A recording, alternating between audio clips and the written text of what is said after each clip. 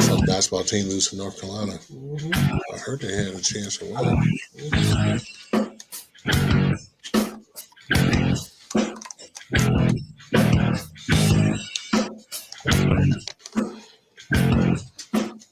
Welcome into the rundown on Fox Sports Radio 1400 around the world on the iHeartRadio app.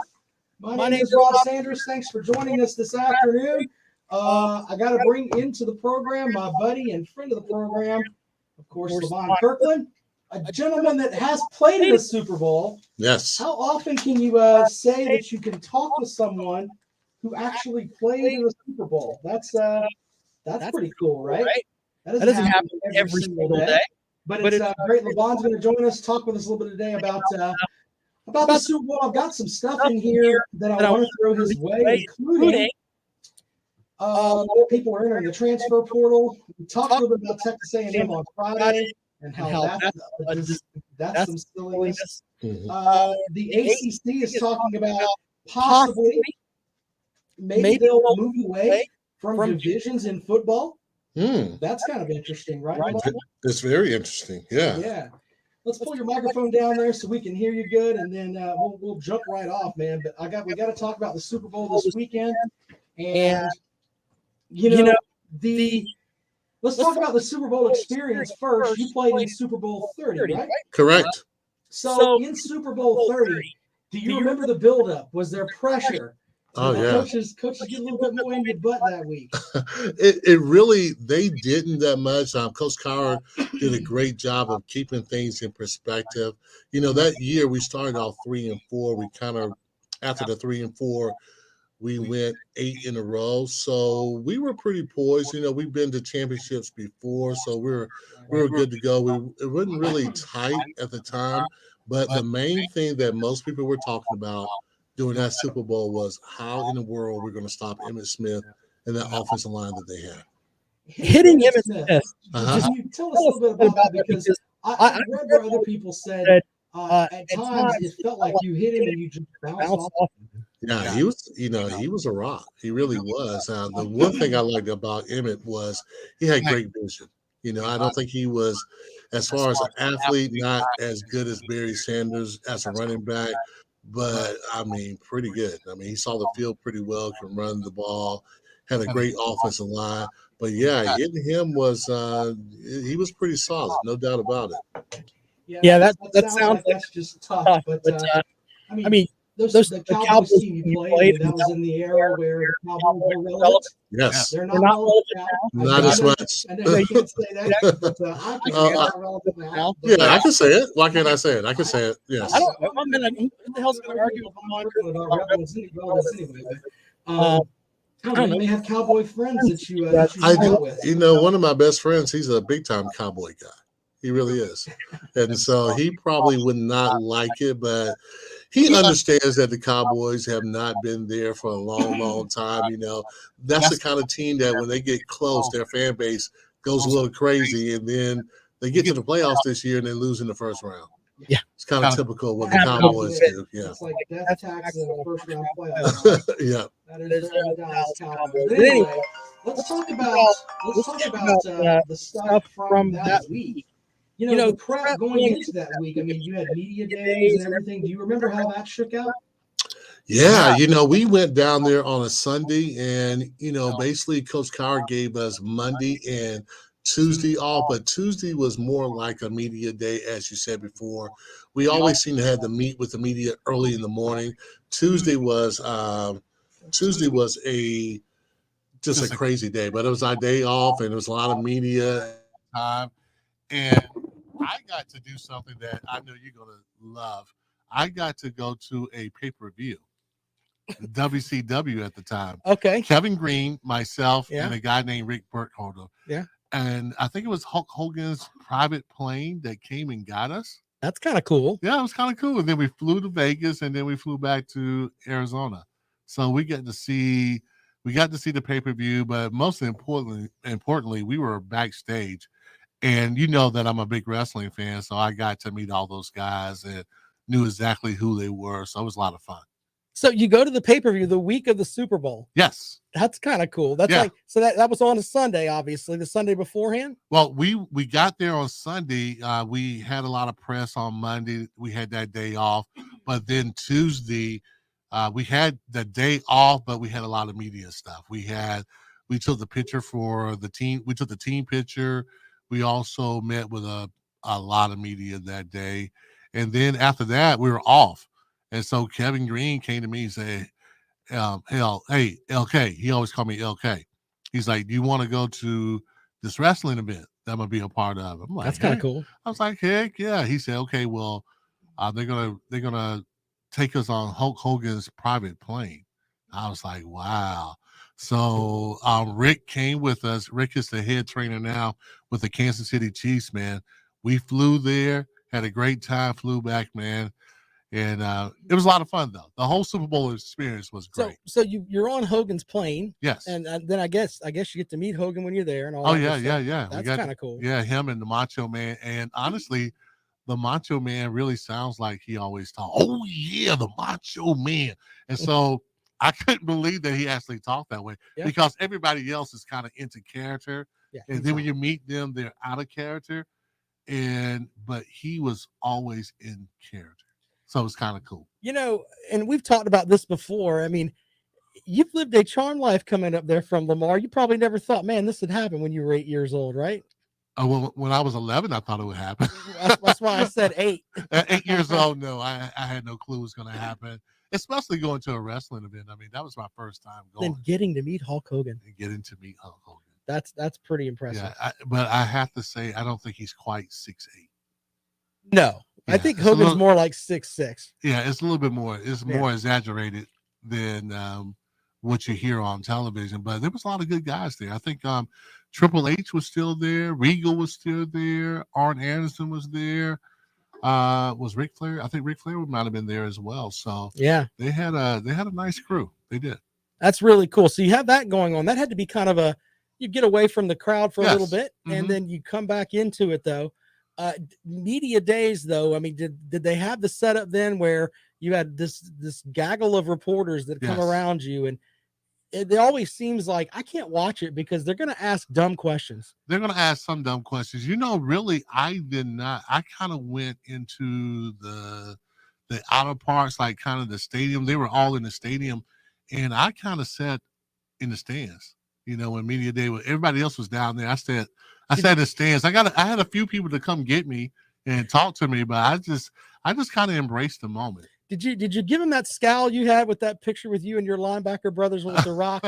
Because that's the one picture I've seen of you off the field where you look like, all right, I could hurt somebody. Oh, well, no, I didn't really give him that. I was polite. I was my polite self, but you know, it was a lot of talking. You know, people were asking all kind of different questions. The one question that really kind of got on my nerves, though, was how are we going to stop Emmitt Smith? And I mean, it's a legitimate question, but after the 50th time you've been asked that question, it gets a little old. Yeah, but that Cowboys team, they had other things that could reach out and hurt you more than just Emmitt Smith. But I think everything rolled through Emmitt Smith, though. Well, everything did. They were a pretty simple offense. You know, they just kind of got into the 21 personnel, eye back set. You know, sometimes they ran far backs, near back, and they really tried to feature Emmitt as far as the running game is concerned. But Troy was a really good quarterback, and Troy can really throw that thing. Jay Novacek, Jay Novacek was an excellent tight end. And then, you know, they had Irving on the outside. They didn't have Harper. So I think that offense wasn't as explosive as the other years, but they were still pretty good. Novacek, though, was, I mean, you're having to drop. You probably had times when you had to drop back into coverage. I had to cover him. I had to cover him a couple of times. Man, that's not good. That's not good. And he wasn't really like a fast guy, but his routes were really good. Right. Yeah. And he was a bigger guy too, though. He was a kind of a tall, that kind of in between guy, kind of that tweener, not like a Bravaro or anybody like that, but can get off the line of scrimmage. He could block okay. He wasn't a great blocker.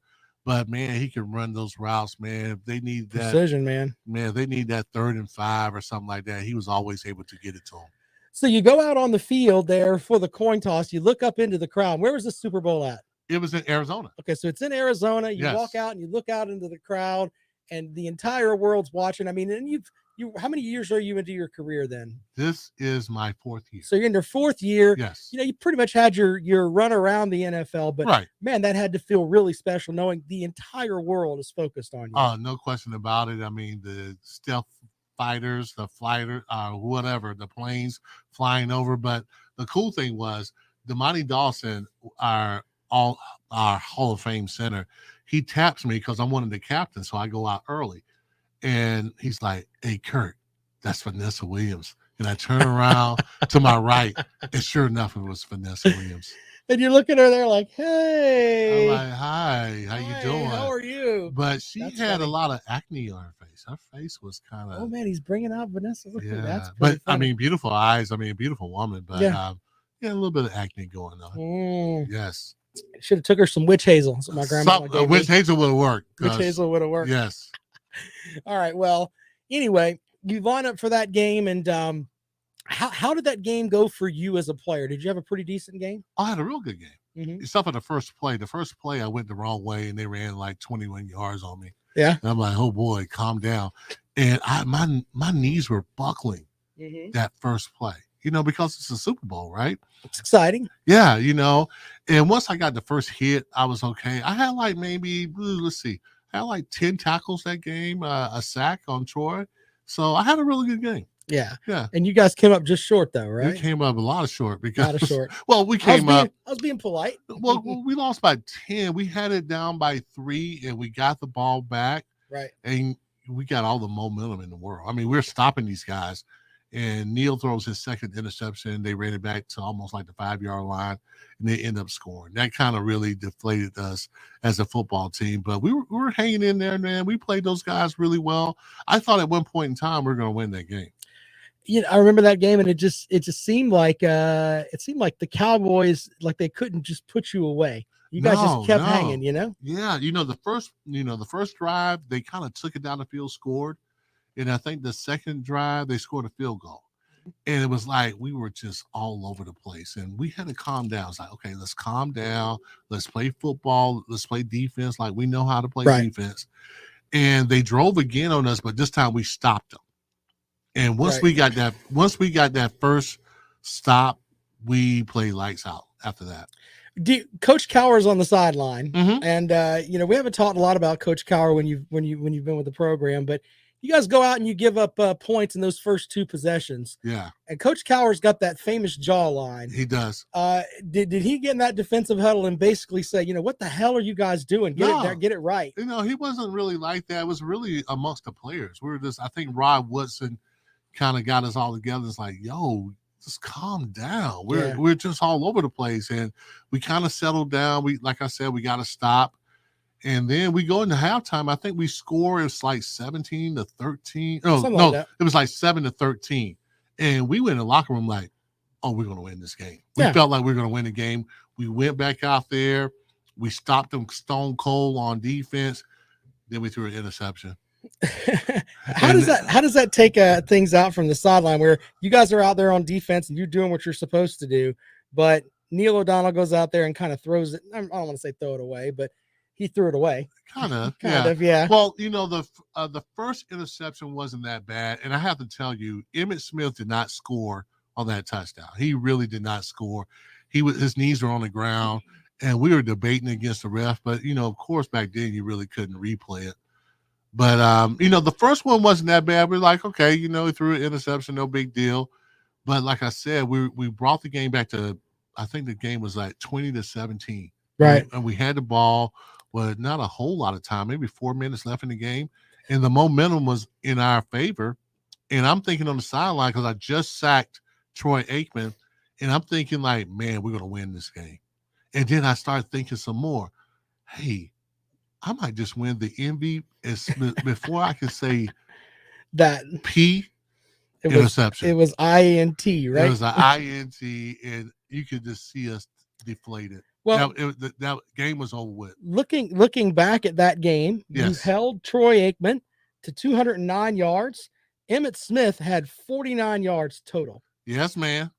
So the defense, they did their job. You held the Cowboys to a total 223 yards total. Yeah, which was big. I mean, that's a Just nice. Wrap your head around that for a second. Yeah. 223 yards total. So we look at the Steelers stats. Neil O'Donnell threw 3 interceptions. He did throw for 239 yards, which is more offense than the entire Dallas team had. But here's the big number. Bam Morris, 19 carries for 73 yards. As we look at your numbers, you led the team in tackles, 10 tackles, 8 solo, and a sack. You remember your stats. Look at you. Yeah, man. I remember. Yeah, I had a big time game, but it was just one of those games. I'm telling you, once you lose that Super Bowl, you realize, like, man, that opportunity may not ever come back again. It's tough when you really stop and think about it. Yeah, when you think about, and they're celebrating and everything, and you don't really realize that the team is going to change. It's not going to be the same team like it was in the past. Actually, Kevin Green left that next year. Yeah.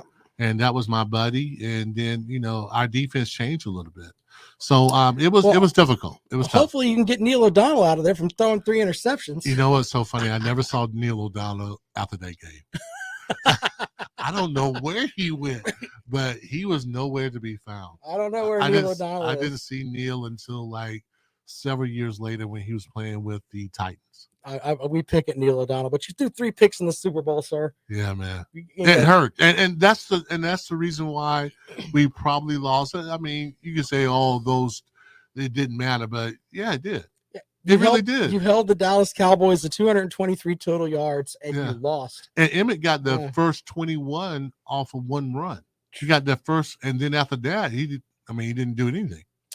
All right, we got to go to a break. Levon Kirkland joining us here as we relive his Super Bowl moment. I can't believe that.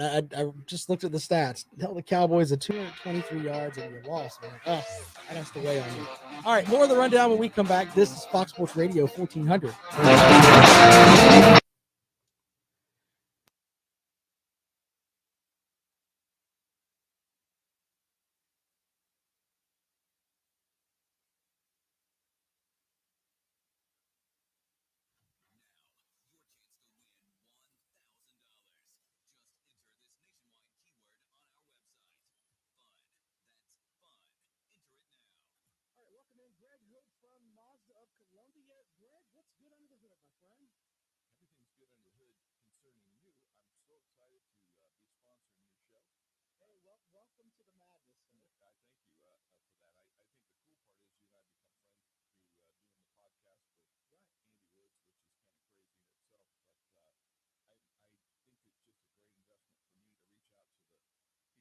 All right, Matthew, the Mayhem Matthew says that the Rams are winning. Brandon says Green went to the Panthers, and in his first year took the Panthers to the NFC Championship game against Green Bay.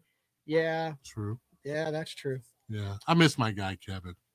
I do. I miss his, we still, before his death, we would always text each other. And the funny thing was he always sent me film from my days of playing. I mean, he really loved that time he was in Pittsburgh. We just had a ball. For some reason, man, me and Kevin just got along very well. I mean, you look at that defense where that Steelers defense, I'm looking at some of the guys here. You've got yourself, Greg Lloyd, Carnell Lake, and then, of course, Kevin Green, Chad Brown. Mm-hmm. I mean, Rod Woodson. Yeah. We had a team. You had a defense. All right, let's go back out to the phones. Well, welcome back to the rundown. Out to the phones we'll go. And welcome into the show. Good afternoon.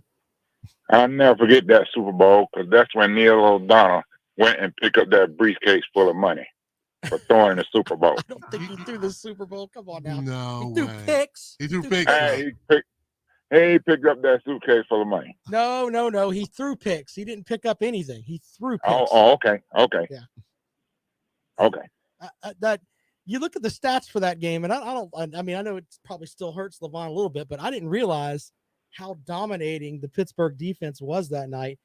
I mean, they held that Dallas Cowboys team with some talent on that side of the ball and just held them to nothing. They used to be called Steel Curtain. No, we would call something different, though. What were you called then? I don't We were remember. called the Blitz. We were called Blitzburg. Blitzburg. There Yeah, you go. Pittsburgh. That's it. Yeah, That's the name. Yeah, because we blitzed a whole lot back in the day. Yes. Well, I thank you. I still say throw the Super Bowl. Anyway, Appreciate it, man. Thank you. we got this. Yeah, okay. You want to give us a We pick got for the this one game? coming up this weekend, huh? What you got for this weekend's game? I got the squares. That's what I got. Fair enough. I want the right number. Of course you do. Thank you, Okay. man. All right, appreciate it. He wants the spread. That's funny. Wow. Yeah, but looking back at that and those numbers, oof. I know we did a good job. You know, I had a lot of people thinking that Neil O'Donnell threw the game, but I just don't believe that. I just think that he just had a bad game.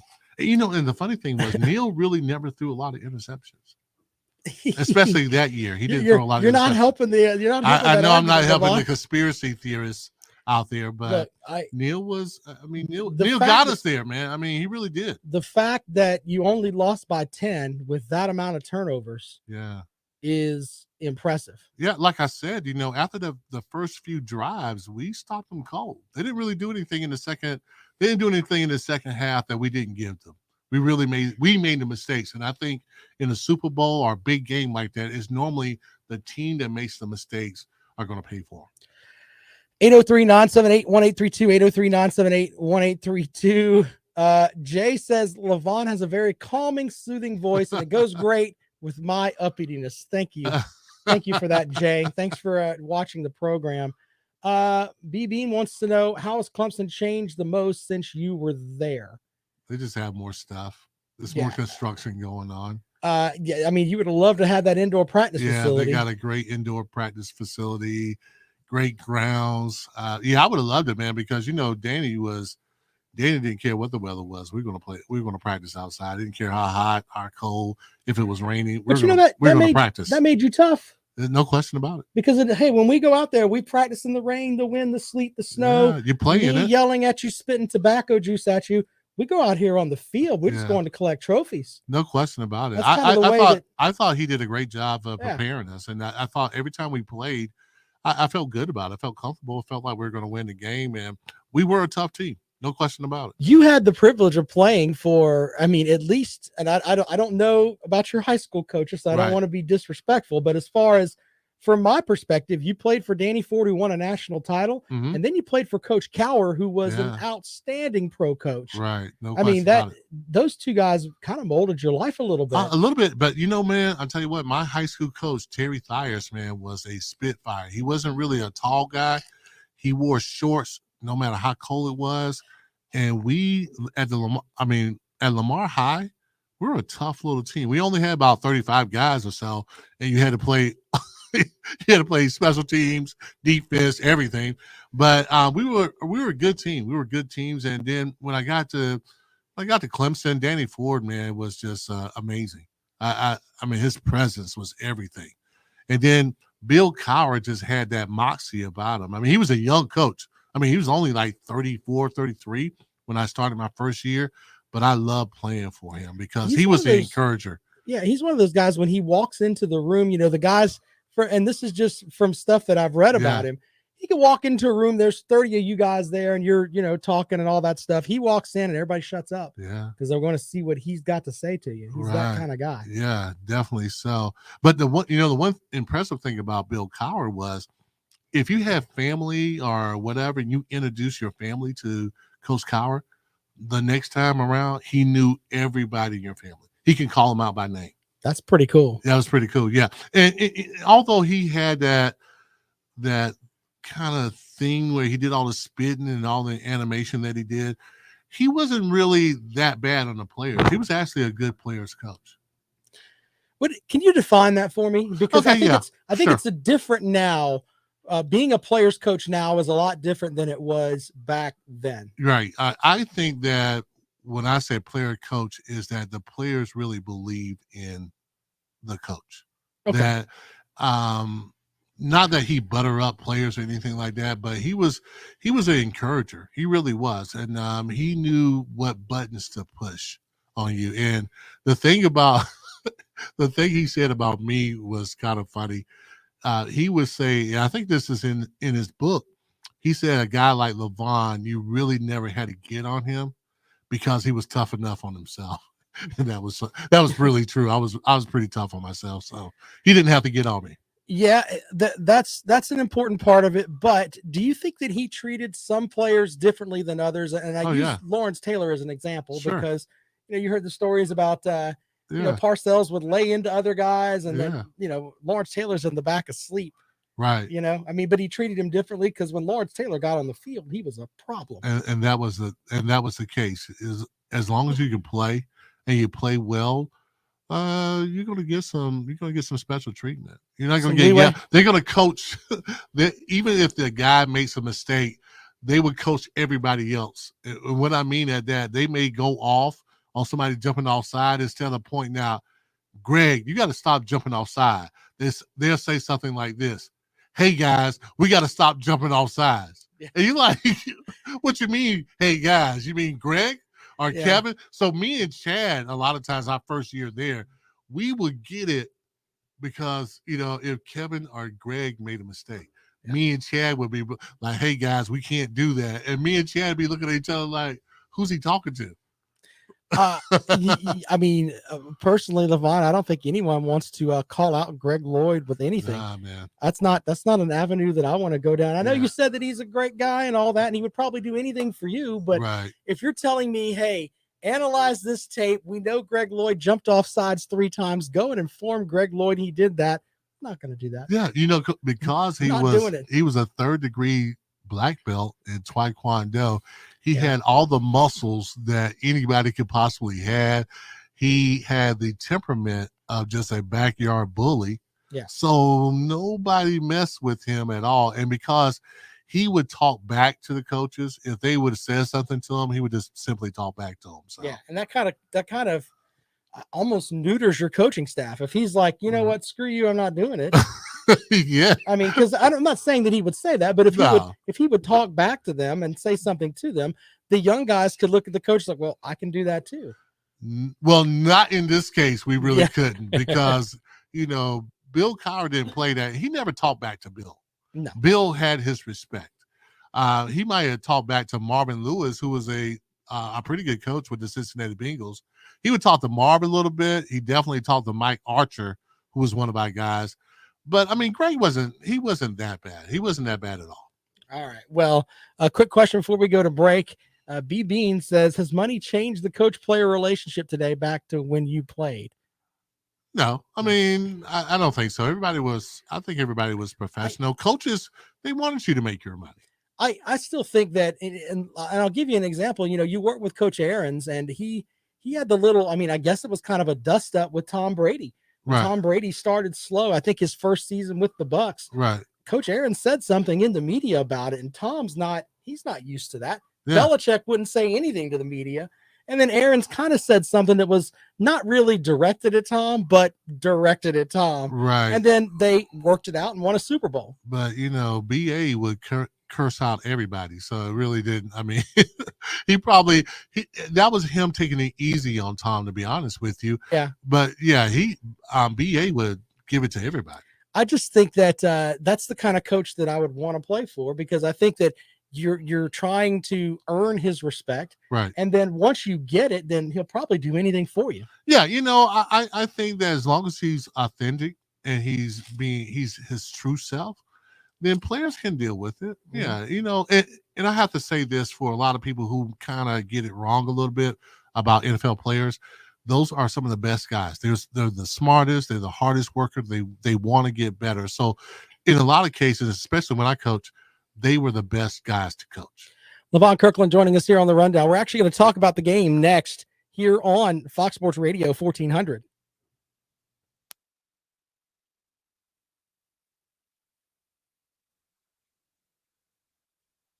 Guys are some of the best guys. Thank you guys over there online for watching today. I appreciate y'all as always. Good stuff from you guys.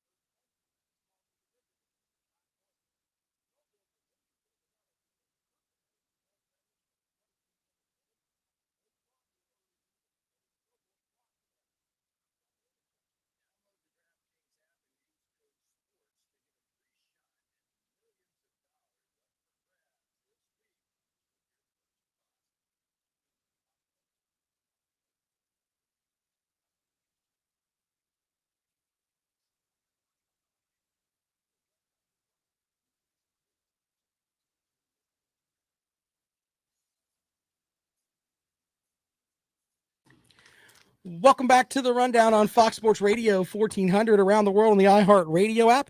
Levon Kirkland joins us in studio today. His phone is like worse than my teenagers, man. That thing is going off. Everybody wants to talk to Levon. But I put it on silence. No, so we good. I'm picking at you, Levon. But no, I mean, it's funny how cell phones have gotten to a point now where people think you're accessible all the time, man. All the time. It happens, man. Yeah. You guys didn't have that back. We used the term back in the day, but we didn't really. No. Yeah. So, yeah. You know, it was kind of like a cardinal sin to have your cell phone on you as far as meetings are concerned or practice. You left in the locker. And that's why I was surprised when Antonio Brown was doing a FaceTime on his phone in a meeting. That was unheard of, man. I think that, and you know, I hate to sound like this, but I'm at the point now where when you go somewhere and you go and you have lunch with somebody, I like the old adage of we put our phones in the center of the table. Sure. First person to touch it pays the tab. Okay, I like that. You know what I'm saying? Yeah. Then that way we're going to have a conversation, etc. But I don't know, man. People are crazy on their phones. I really am starting to sound like I'm like the old man in the sky. No, but you know what though? I guarantee if you leave your phone behind, if you're going to work or whatever, if you left your phone, you would turn around no matter how far you're from, how close you are from your destination. You probably go back home and get your phone. All right. Well, we can talk about that at another point. Sounds good. Quickly here, though, 4 players from Clemson invited to the NFL Combine. I'll give you their names. You tell me. I'll tell you where I think they're going to go, and then you can tell me if I'm silly or not. Okay. Andrew Booth. I think Andrew is going in the second round. Yeah, I like Andrew high in the second round. Mario Goodrich. I can see him going in the fourth round. We're close together on that. Justin Ross is going to be a steal for someone. So I'm going to say he's going to go late. I think late second, early third. Yeah, I think he's going to go in the third round, but I think he's going to get dropped to the third round simply because of the whole neck thing. Yeah. I think there's going to be a couple of doctors are going to be like, they're going to give him the spot there that says, I don't know. Right. I think that's going to drop him a little bit, but he's going to be a guy that he's going to make some money. He definitely is. He's going to be a steal. I'm telling you. All right. And then we go with Balin Spector. Balin Spector is probably going to go, I'm going to think 5th or 6th round because he's kind of undersized though, right? He's undersized. I think he's a good little player though. I've seen him make some plays on the ball. He can make tackles, a little undersized. But you know how the draft works, and the draft normally works like this. If I can get you later, then I get you later. Even if you're a first round talent, but I can get you in the second round, I get you in the second round. Oh goodness, man. You never know with a lot of these guys until once again they get out there with the pros and their game they played in college may not work in the pros. It may not. You never know. But sometimes guys, you get to the right team, you can stick, man. You have a nice career. I mean, Hunter is an example of that guy. Yeah, Hunter Renfrow, of course, made the Pro Bowl. Yeah. Caught a touchdown in the Pro Bowl, even though I have to ask you about the Pro Bowl. You went to the Pro Bowl, right? Yeah. Did you watch the Pro Bowl on Sunday? I didn't watch it because I knew it wasn't going to be a great game. See, you know what? We're supposed to be friends. You should have texted me and said, don't watch the Pro Bowl. I should have texted you to say it was terrible. Yeah. Guys don't really want to play football. They're happy to be in the Pro Bowl because it's recognition and it can get you paid. But to actually play the game, not so much, because now you got to play stuff like special teams that you're not used to playing. And so you got to run down on the kickoff return, punt team. So you're like, let's just get this game over with. Yeah, I don't know. I don't know. I mean, I understand that they don't want to play, but man, the 2-hand touch thing is silly. Someone put out that wouldn't it be a much better thing if they got the 2 worst teams in football? Mm-hmm. Let's say this year it's the Jaguars and the Lions, right? And they played the week before the Super Bowl. The winner gets the first pick in the draft. I know you're laughing at me like it's comedy, but I'm telling you, I'd be watching that. Both of those teams would be jacked up to play. I don't know if they're going to be jacked up though, because they'd be like, man, it's the end of the year, so I got to play another game. I'm taking it from a player's perspective. I get it. I get it. And I'm taking it from a fan's perspective. Go play. Right. I mean, I know that sounds silly because my body's not out there getting beat on senseless, but just from a ratings perspective, people would watch that. Oh, yeah. I think people will watch it. Absolutely. I think they will, but I'm just thinking players' motivation is like, man, I'm ready to go fishing. I'm ready to go to Cancun. I'm ready to go on my vacation. So you're telling me if we are the last two teams we got to play? That would jack up those teams at the end of the season, too, because you don't want to go into that game. Yeah, that's right. So think about that. So you never want to be the last two teams. So you're going to play hard during the season. But, yeah, I guarantee you that those players would really hate playing that last game. We're number 30. We're number 30. We don't have to play. Yes. Number 30. What a mess. No, but the Pro Bowl. Ugh. Yeah. Just great. I heard it was ugly. I did. All right. Let's go through some of these, some things that I have for the Super Bowl this weekend. And you can tell me whether I'm crazy or not. The first one, in my opinion, Bengals halfback Joe Mixon's going to run for at least 90 yards. If he doesn't, the Bengals will struggle to win. Yeah, I think Mixon has to have a good game.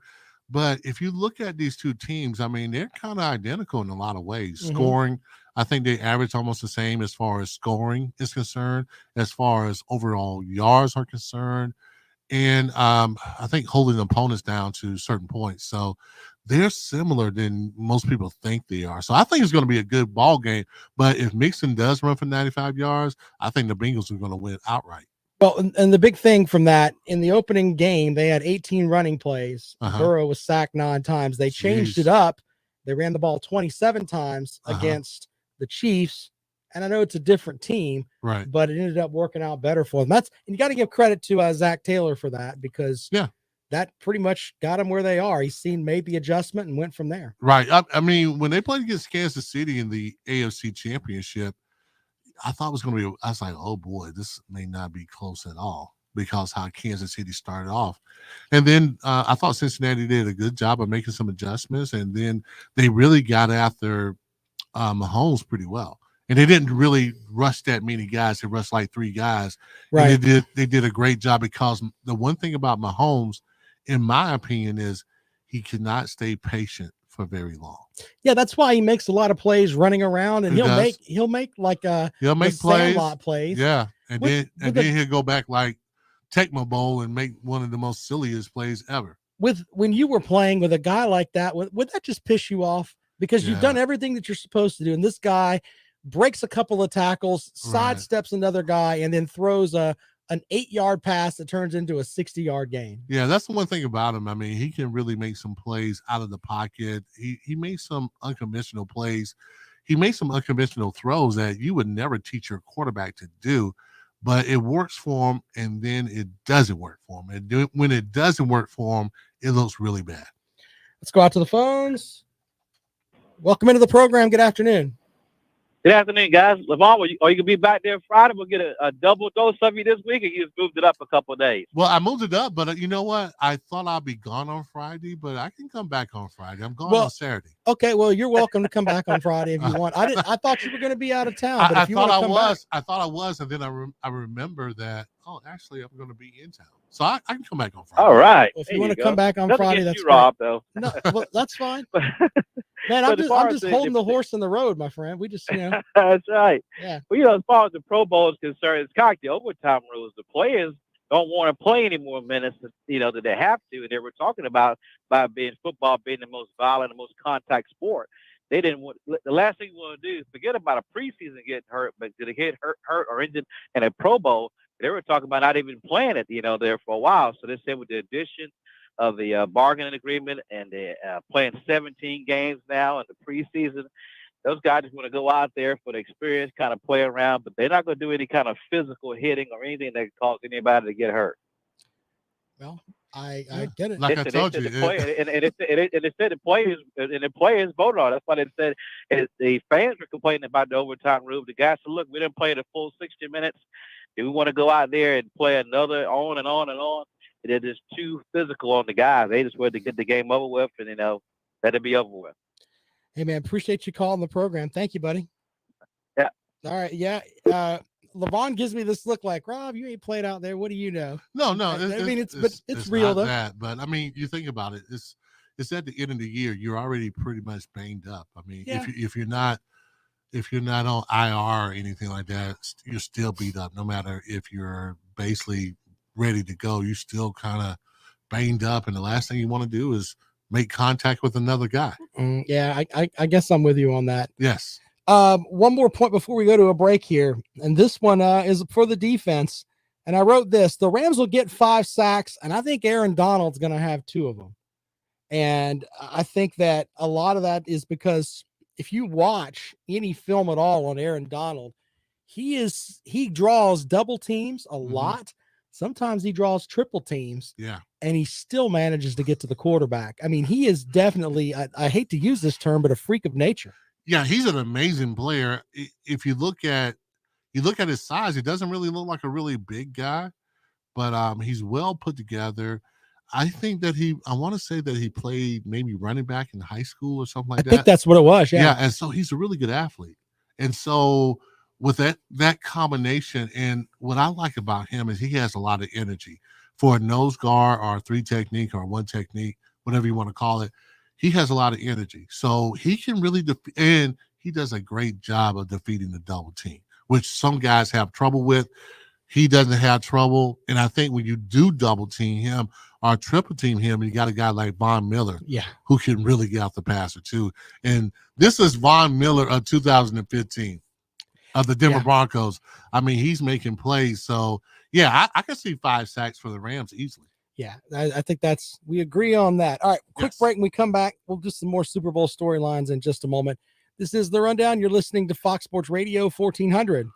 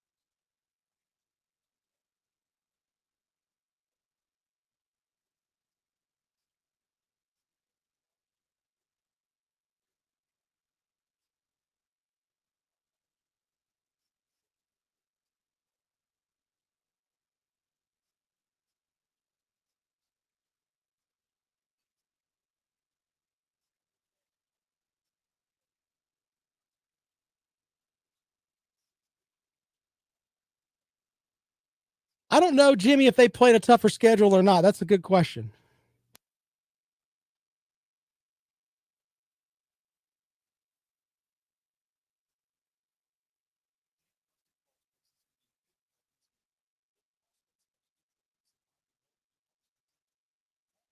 Free, no obligation 12.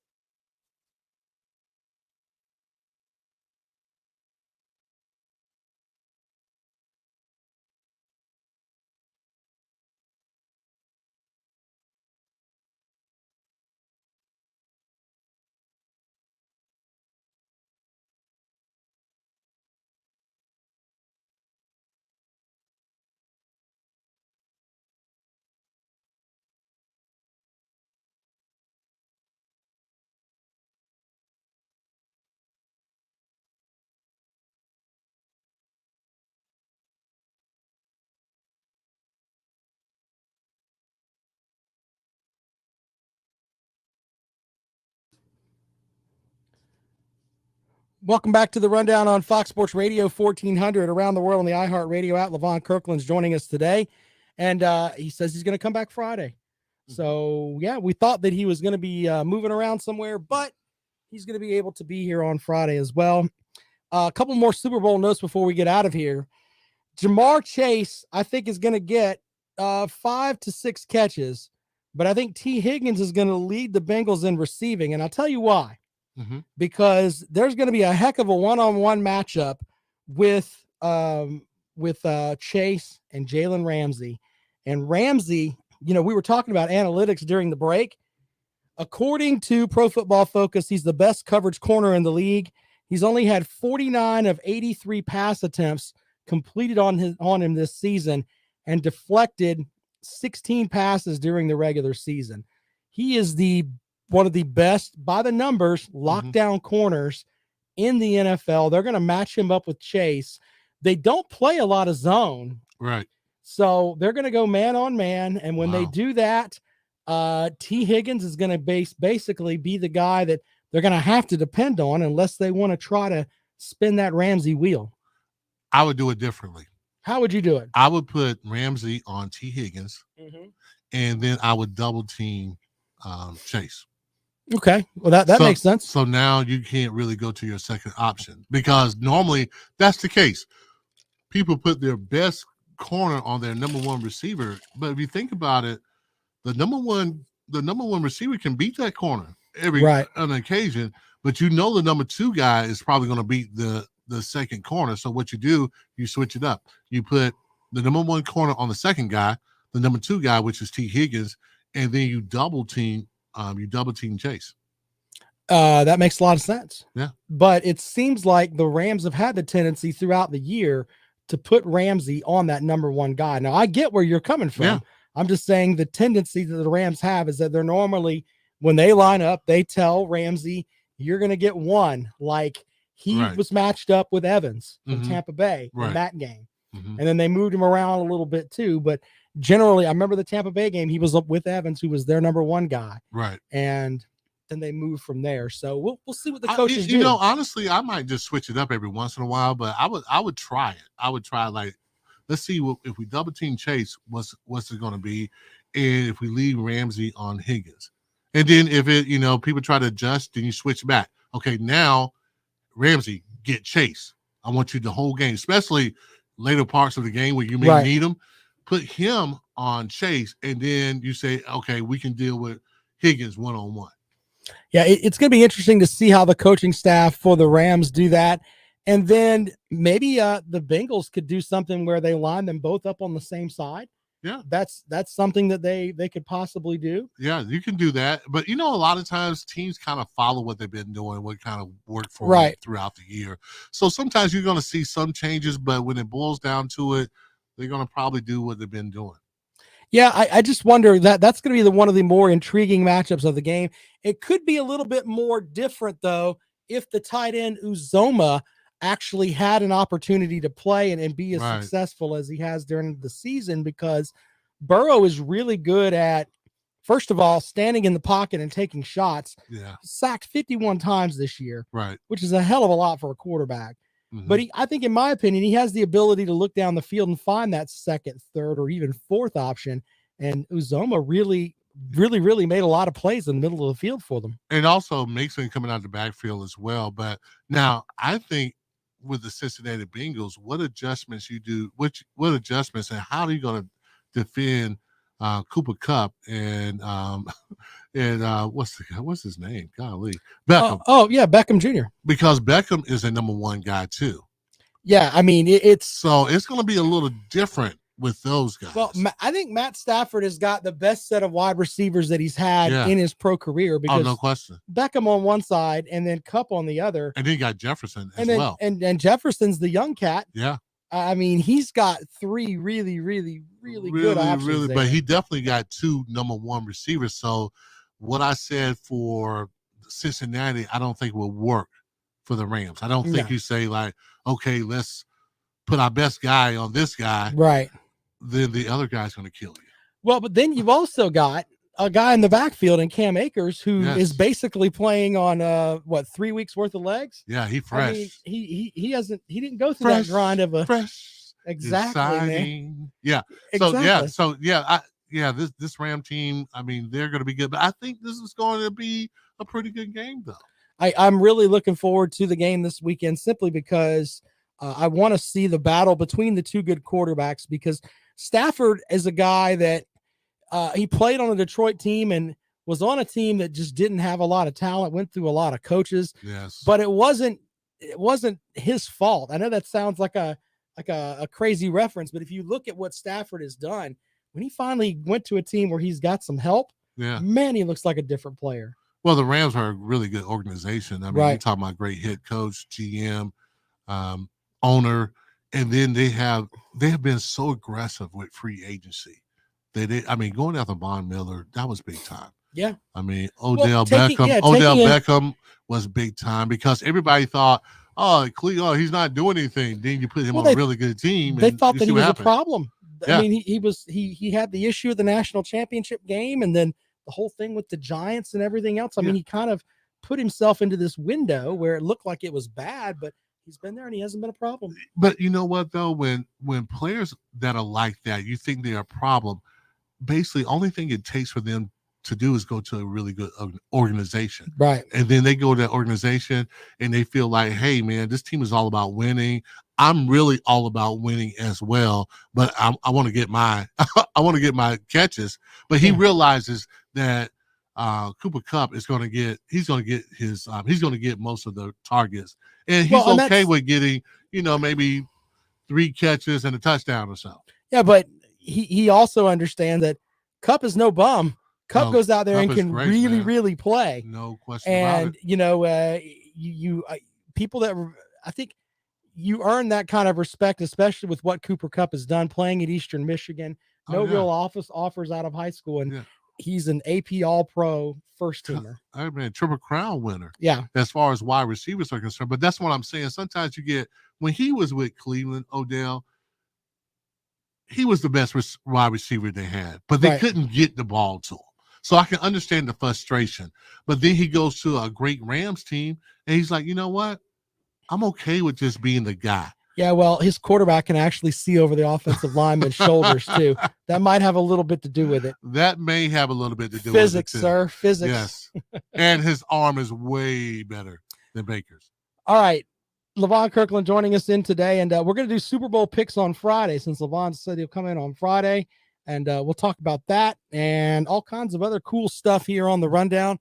Tomorrow, we didn't get to a couple of these today. ACC could eliminate divisions in the play in football. Wow. Yeah, that's a big deal. Mississippi State's got a quarterback that entered the transfer portal. Yeah, all kind of stuff we're going to get to on the rundown. We didn't mention basketball today. Disappointing loss for Clemson last night. Yes. South Carolina loses at home to Kentucky. I mean, man, we got tons of stuff we'll get into tomorrow as Clemson plays tomorrow night. 3 games in 5 days for the Tigers. Oh, really? Wow. That's tough. They'll play Duke tomorrow night, then Wake Forest on Saturday. Oh, man. All right. More of the rundown on tomorrow on Fox Sports Radio 1400.